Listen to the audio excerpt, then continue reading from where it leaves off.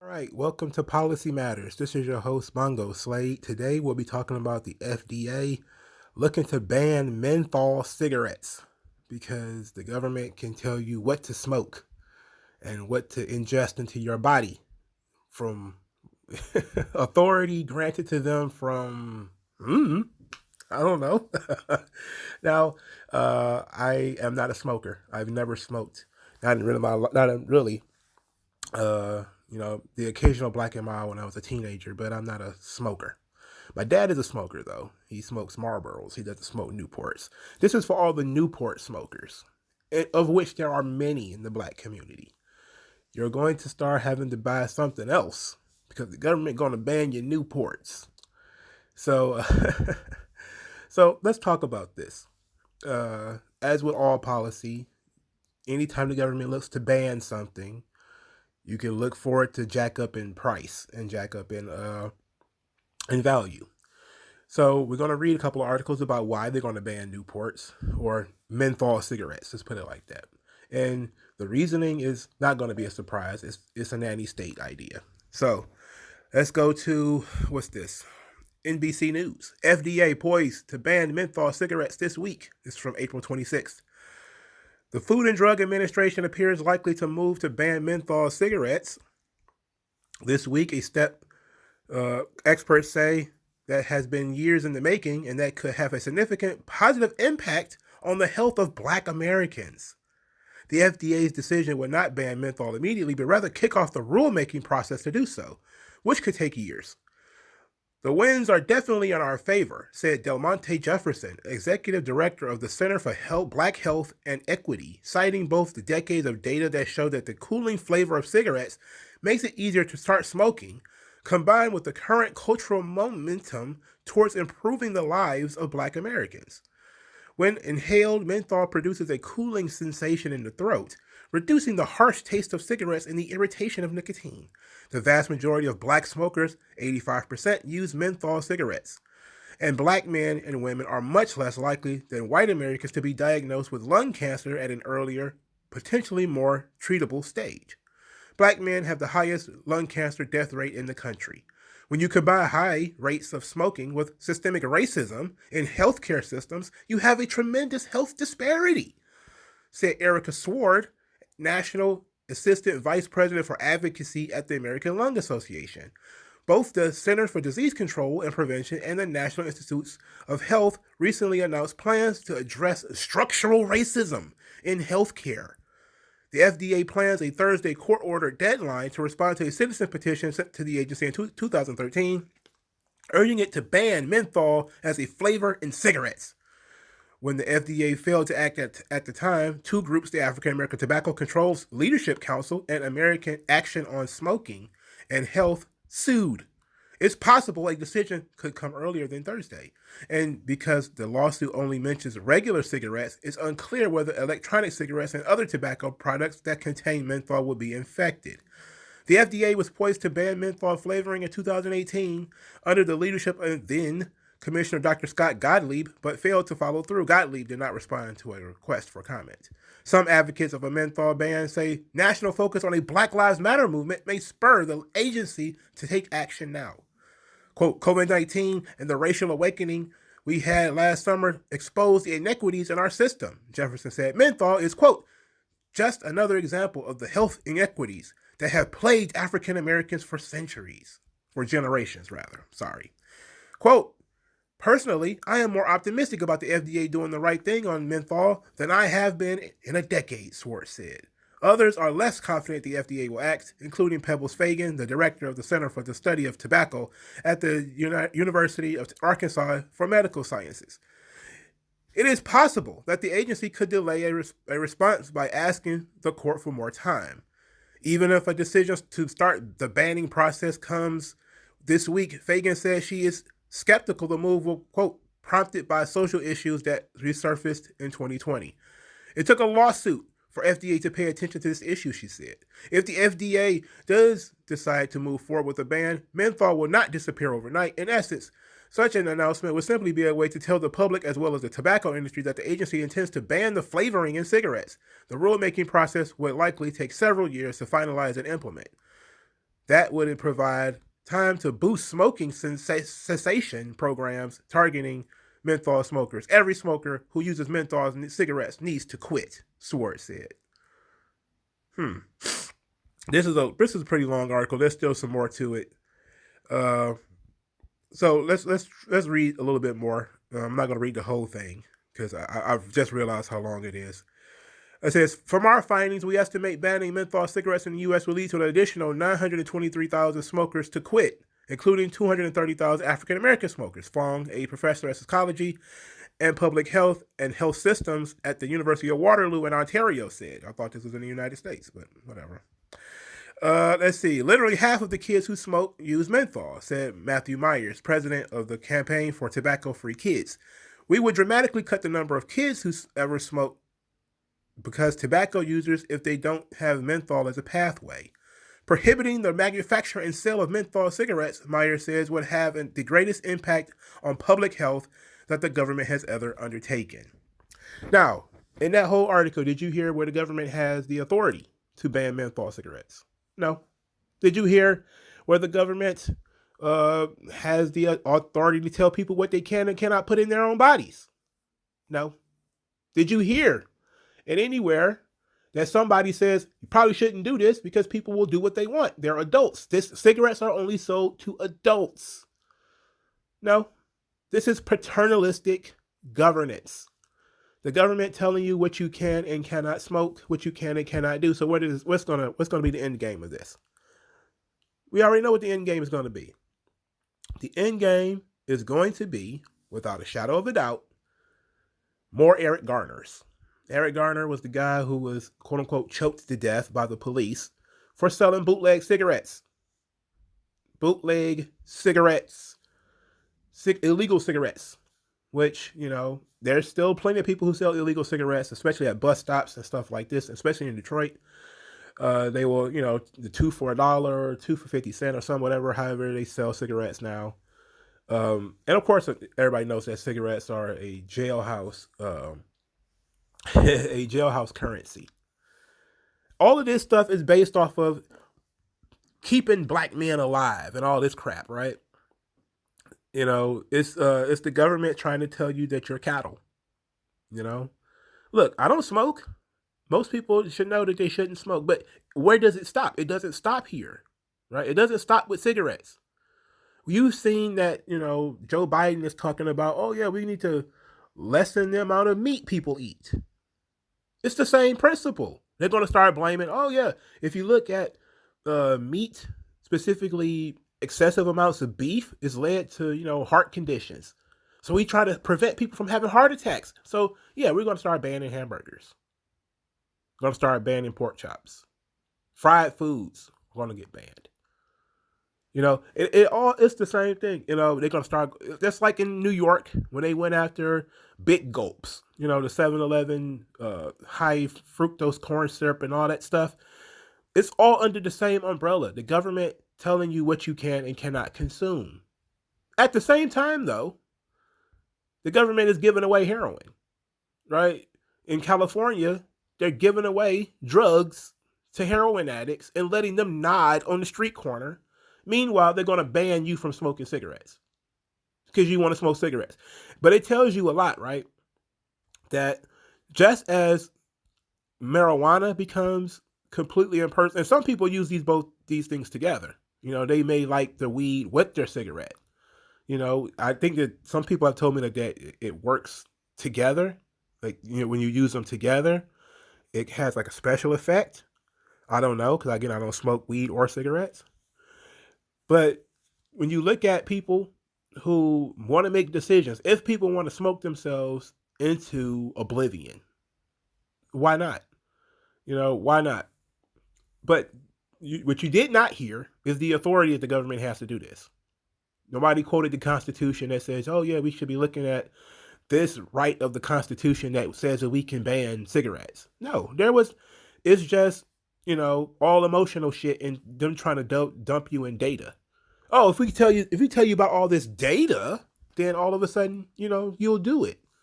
It's like, that's not the relevant point. The relevant point is adults have the right to put whatever they want into their own bodies. And the government telling you that you can't do something won't stop people from doing it. It didn't stop people from smoking weed all these years. It didn't stop people from drinking during Prohibition. It doesn't stop people from being gay. It doesn't stop people from doing anything. The government banning it will only send it underground. Then you're going to have black market cigarette dealers. So the cartels can stop selling weed and start selling menthol cigarettes. Boxes of Newports being shipped in from Canada or Mexico or from across the seas. That's the only thing that's going to happen, and everybody knows this. It's the War on Drugs Cigarettes edition. It's the same thing every single time the government tries to, quote unquote, ban something. It still exists. People who want it will still be able to find it. So what good is this going to do? It's not going to do any good. It's not going to do any good at all. It's just going to create another police state, another police problem. And to be quite honest, that's the only way you can argue against this. You've seen, if you've been paying attention to this story, then you've probably seen some people say it. The only way for us to really argue against all of this stuff is by claiming that it's going to cause systemic racism. So let's see if we can find something on that. All right, so here's this letter. It's a letter of concern from over 24 justice, law enforcement, legal, drug policy, and directly impacted organizations. The undersigned organizations write to express our deep concerns over reports that the U.S. Food and Drug Administration may be contemplating regulations to prohibit menthol cigarettes. While no doubt well-intentioned, these proposals raise the same concerns a number of organizations expressed last year with respect to H.R. 2339, the Reversing the Youth Tobacco Epidemic Act of 2019. Policies that amount to prohibition for adults will have serious racial justice implications. Such a ban will trigger criminal penalties, which will disproportionately impact people of color, as well as prioritize criminalization over public health and harm reduction. A ban will also lead to unconstitutional policing and other negative interactions with law enforcement. Since the murder of George Floyd, the racial disparate impact of the criminal legal system has captured the nation's attention. Yet police killings persist. At the public's eyes were on the trial of Derek Chauvin. The officer who killed George Floyd, Dante White, was killed by a police scare 10 miles away, and Ma'Khia Bryant, only 16 years old, was gunned down by police in Columbus, Ohio. A number of police encounters resulting in tragic deaths has linked to police enforcement of tobacco laws. Eric Garner, killed by a police chokehold, was illegally selling Lucy cigarettes, and Michael Brown was killed after being suspected of stealing a box of cigarillos. Even in the case of George Floyd, police were called to investigate a counterfeit bill used to purchase cigarettes. Indeed, the New York Department of the Police Department's Stop and Frisk program resulted in nearly 20,000 stops in 2011, with the result majority being innocent Black and Latinx people. Oh, God.